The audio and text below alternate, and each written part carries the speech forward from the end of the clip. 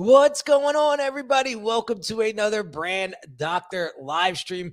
Today, we're going to be talking about the 5 best ways to avoid bad branding. And as always, we have my man, Owais Qureshi, in the house from the Visual Cue. What's going on, Owais? What's going on, Henry? Happy Monday, man. Happy Monday. Glad to have you back. I'm super excited about today's conversation, the 5 best ways to avoid bad branding. So let's hop in and talk about this because this is a big problem, right? When you have bad branding, what does that lead to? It leads to wasted potential. It leads to your credibility in your industry to get lost. And the perception of value that you bring to the table is low. That's right. Or people just can't see it. So that's a big, big problem. So we want to figure out what's causing those problems and then provide some solutions. So real quick, guys, we are going to provide those solutions on Wednesday's live stream at 2 p.m. Eastern. So make sure that you're subscribed and you're staying tuned because we're going to deliver a lot of that on Wednesday. But today we want to tackle what those 5 big branding problems are, or the big problems that lead to bad branding, and help you solve those today. So, oh man, that was a mouthful. Well, okay, so let me add something to that perception, the lost perception of value and what the downstream impact of that can be. Because, again, it's one thing for your ideal clients, if you've actually defined who your ideal clients are, to actually show up in your funnel and not even consider you. But it's just an entirely different scenario when they're now in the sales process with you and now they're leaving you behind. So my question, as a matter of fact, this happened very recently. Last week, I had conversations with at least 4 different prospects that said around the exact same thing. We've lost an X amount of bids, or we've lost an X amount of deals, and then we've had to scale back in terms of the margins that we were putting up, or the markups that we were putting up on some of our other deals, in order for them to close. How many in the audience are have gone through that or are struggling with that right now? Probably more than they want to admit. Yeah. And my question around that is, okay, well, look, is it a sales situation, and are you just patching up? And essentially, I'll speak in the brand doctor terms. Are you treating the symptoms and not the underlying cause? That's it. That's the big question. So, we want to get to the bottom of it. So let's dive in right after this quick little message. If you're a business owner who feels your branding isn't truly representing the value that you deliver, check out this free video training that will help you level up your brand's messaging and online presence so that you can start attracting higher quality clients. Visit www.uniquedesignz with a Z at the end, not an S, .net/level up my branding.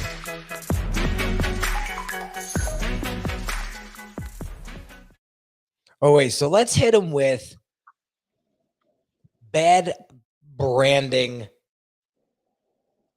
culprit number 1.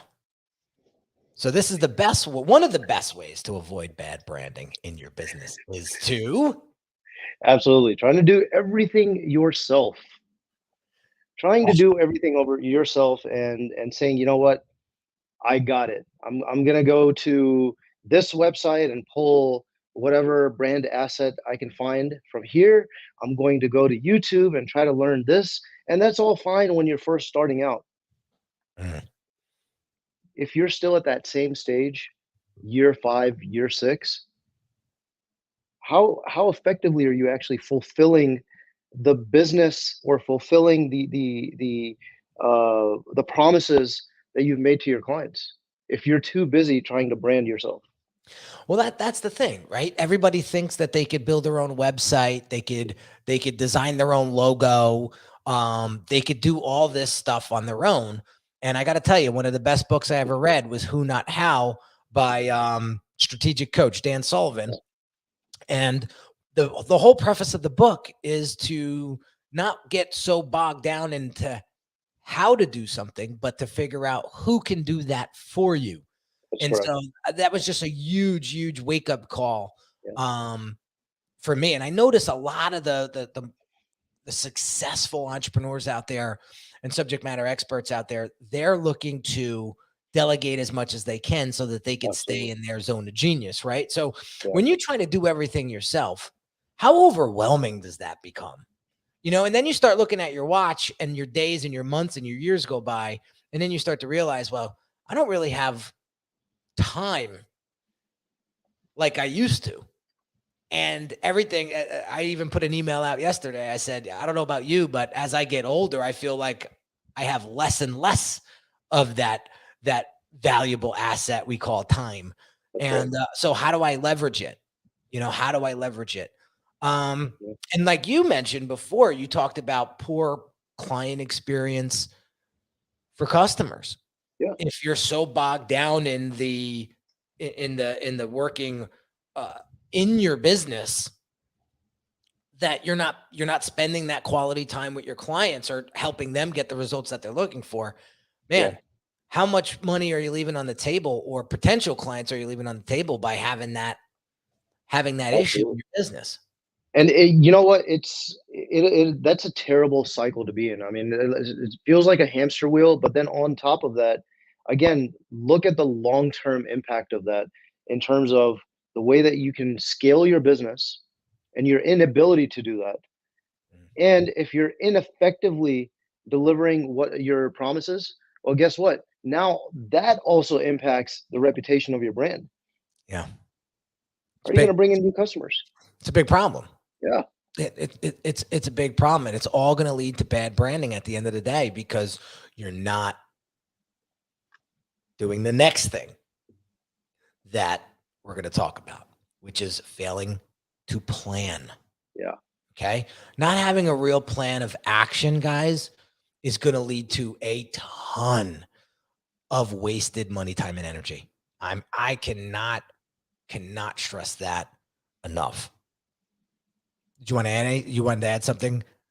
Always. yeah. So I mean, the disjointed and fragmented process really just sticks out to me in the failing to plan and what ends up happening. Again, back to the whole customer experience aspect of it, and then of course, uh, same thing when you have new deals or new opportunities that show up in your pipeline, and you just don't have the framework to be able to nurture those opportunities to conversion, Mhm, right?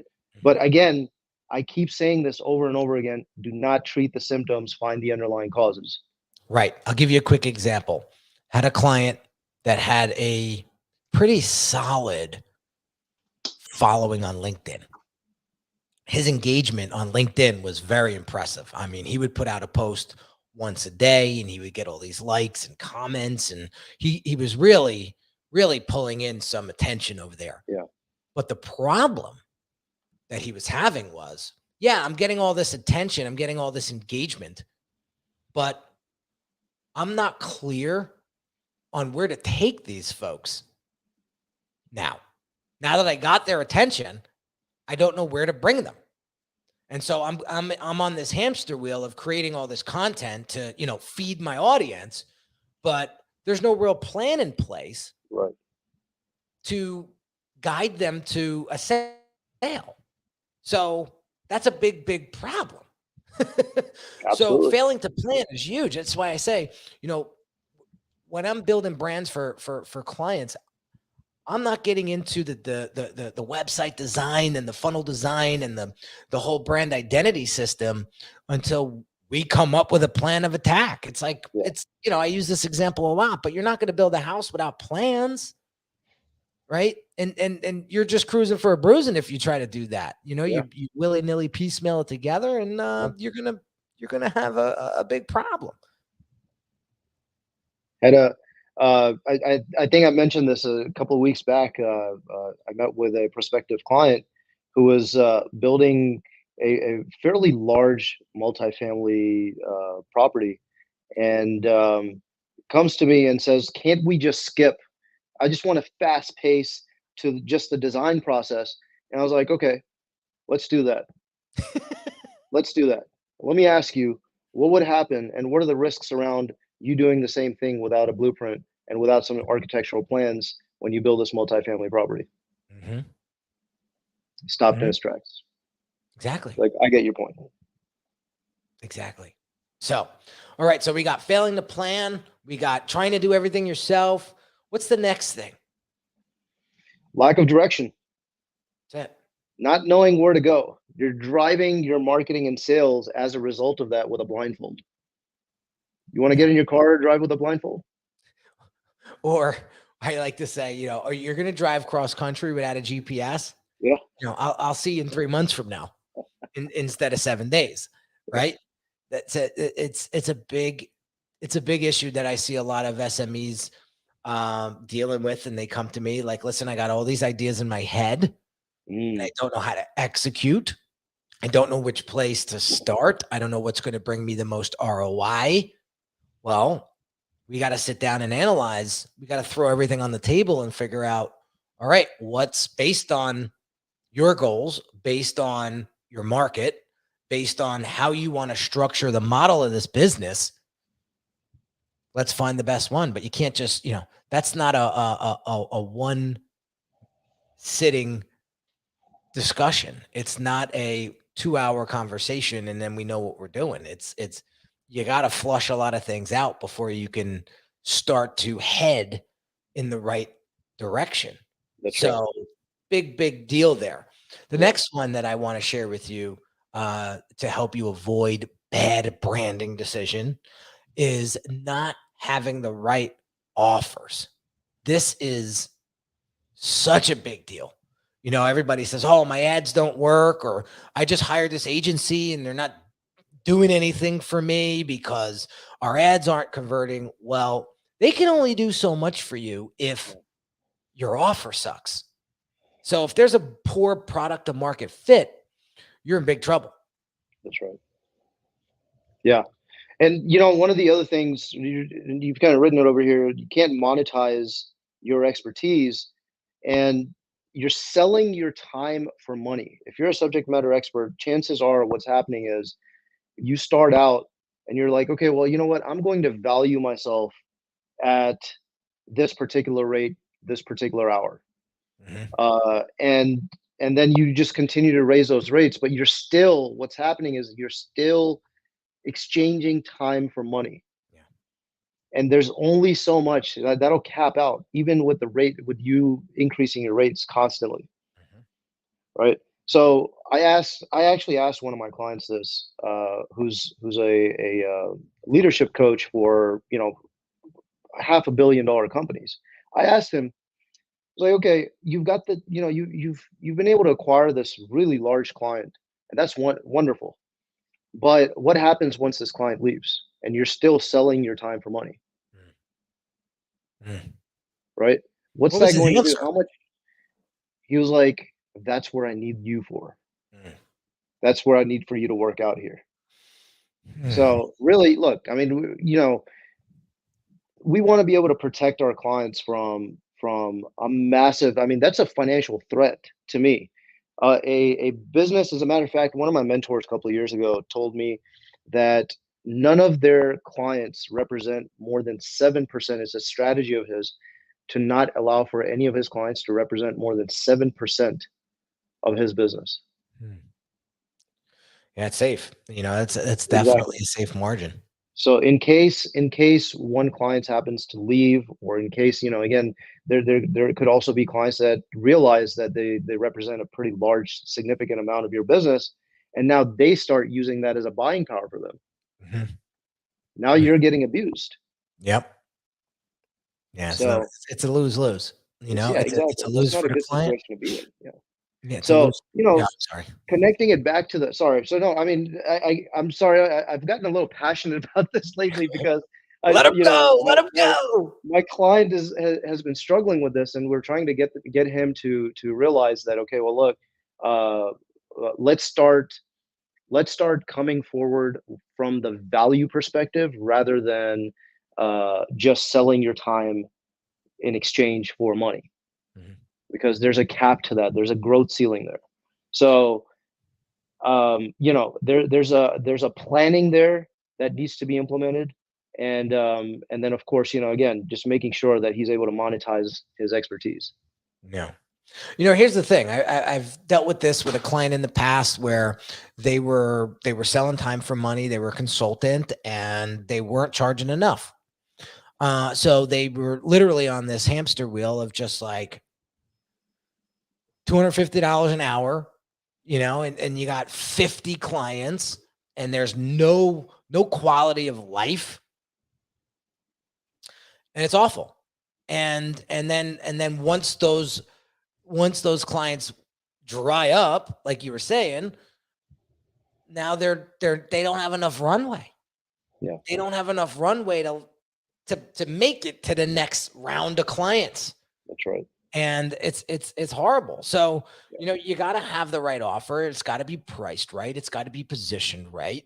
And if you're not taking the time to plan these offers out, you're going to run into a big problem.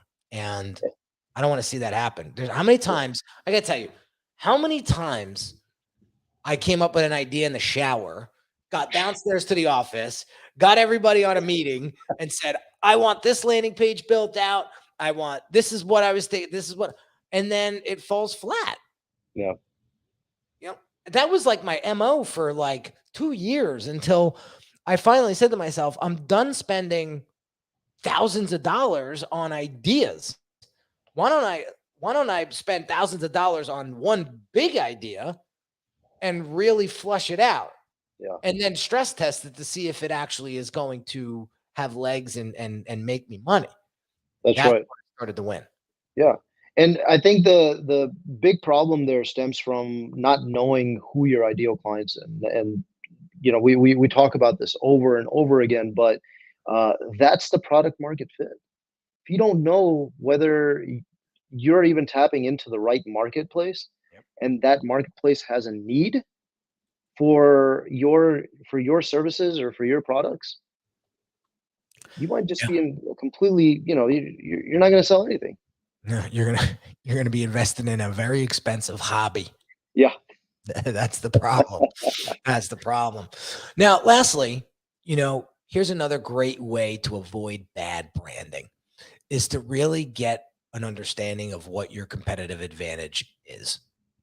Okay. So for me, it's speed. That's why all of my programs have the accelerator suffix to it, because that's what we do. We get Yeah. you from inception to or thought to completion in 90 days or less. Right? That's our promise to you. That's how we compete in the marketplace. Plus, you're never going to get a guy like me out there, and that's another competitive advantage, right? Nobody is Henry Kaminski Jr. but me. So there's some value behind that, right? But what about your specialized expertise? Yeah. What about your specialized expertise? That's what people are really looking for. Yeah. Specialists over generalists, right? Absolutely. Your ability to solve problems in an entirely different manner from someone else. Mhm. Your approach can be different. Henry and I do the same thing, but perhaps we have different industries that we focus on. Right. We have a different approach in terms of the way that we help our clients brand. They all get clarity, but our approaches might be a little different. Mhm. So, uh, people in the audience need to consider that on their side as well. It's like, what is it that's setting you apart? And if today you feel like you're a generalist, well, then it's time to hit the books. Yep. Yep. Keep Or be known refining for your craft. something. You got to be known Yeah, for something, absolutely. and that's the thing. So for me, it's specializing in branding people. Like, I really enjoy branding people. That's why a lot of doctors come my way, lawyers come my way, sales consultants come my way, financial experts come my way, like financial planners. We have a new client that we got on Friday, who's in the real estate world, and she wants to become the go-to for property management in her niche. In her area, right?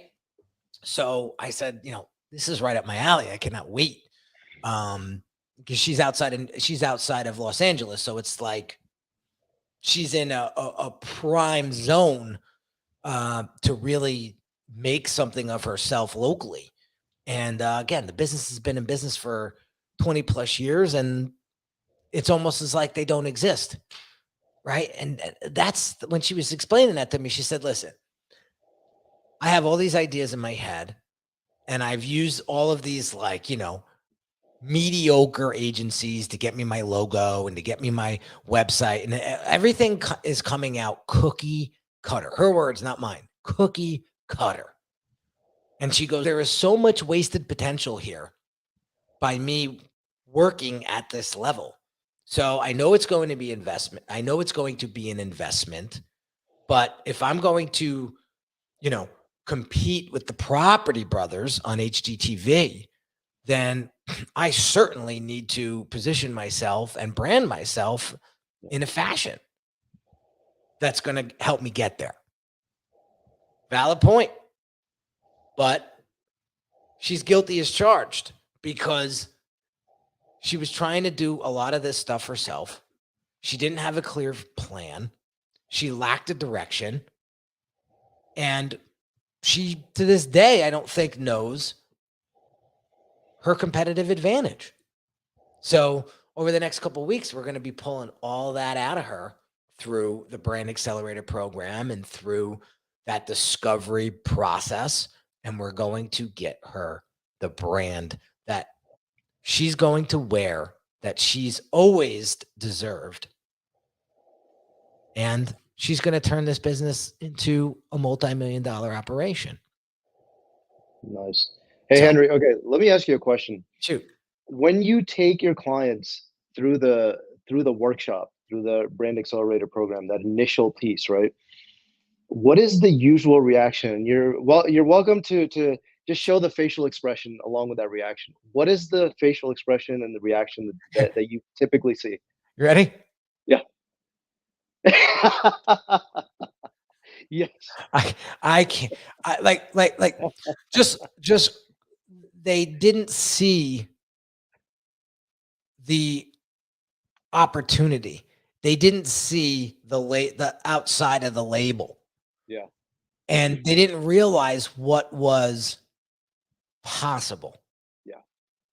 That's the clarity. That's the focus. That's the direction piece that really just opens everybody's eyes during that phase of the process, that they're like, I didn't even know that existed. I didn't even know that idea was something that I could implement.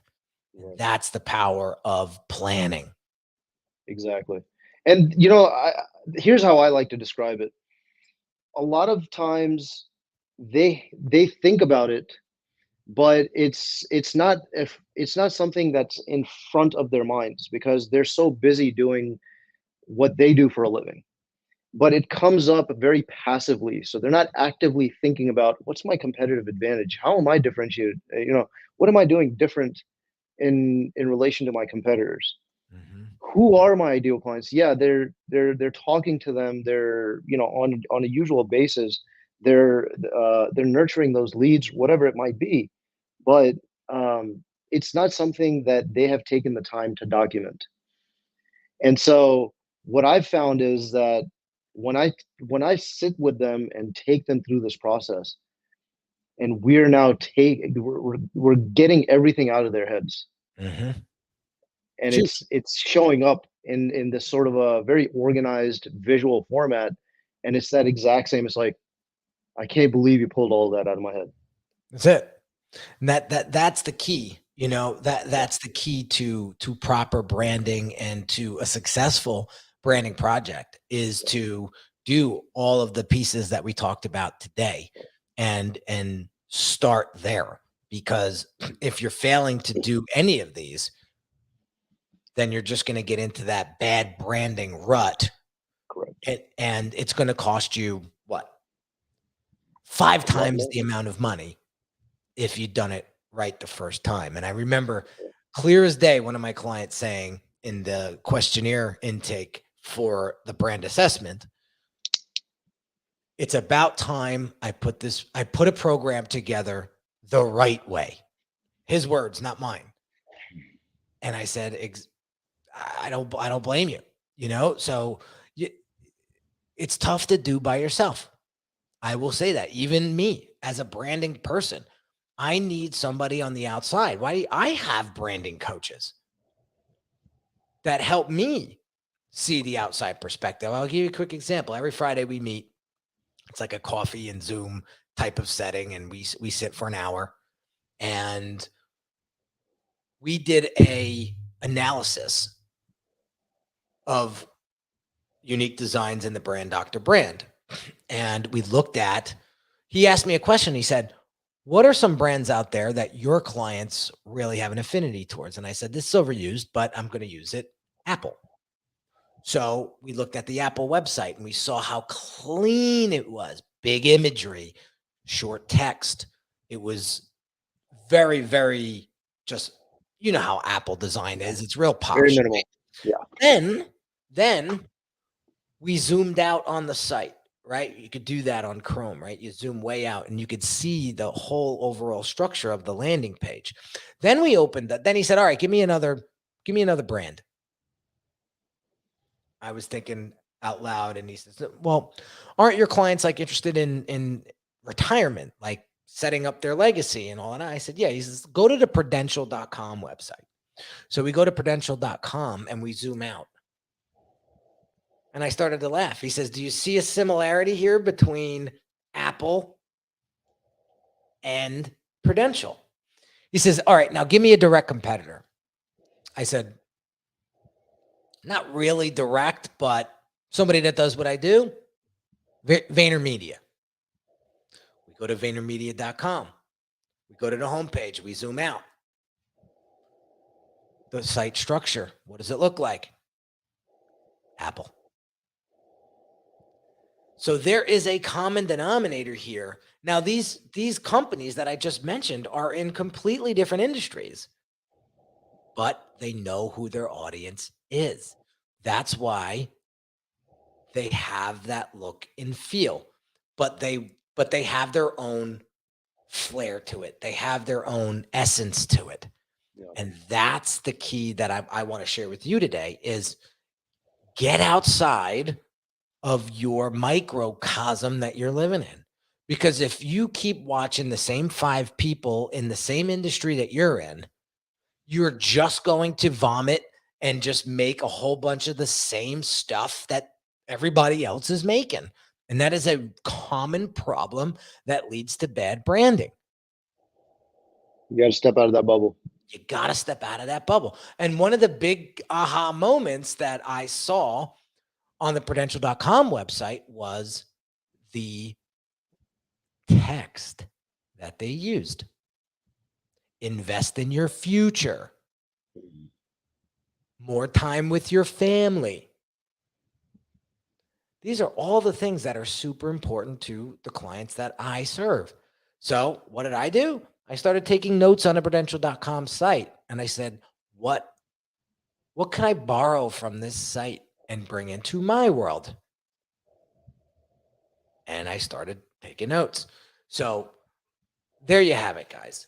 This is the best 5 ways. I threw a bonus one in there too at the end here to avoid bad branding. So on Wednesday's live stream, and we'll go back to our regular scheduled timing. Today I had a schedule conflict, so I didn't want to miss the whole day. So that's why we're a little early today. But at 2 p.m. Eastern on Wednesday, we're going to give you some real practical ways to help you delegate, help you plan, help you get a better direction, help you craft the right offer, help you define your competitive advantage. So until then, guys, stay strong, stay focused, and we'll see you on the next live stream real soon. Oh, and by the way, if you haven't done so yet, I highly recommend you book a brand assessment with me today if you want more of a one-on-one approach and having that accountability that you're looking for, because it's tough. You can get things that are lip syncing, people are lip service all day long, but when you have somebody's by your side ready to roll with you, that's the difference. But you can't make the big step without assessing your situation first, and that's what this does. So highly recommend you book the assessment before you do anything first. All right. Have an amazing day. We'll catch you on the next one real soon. Take care.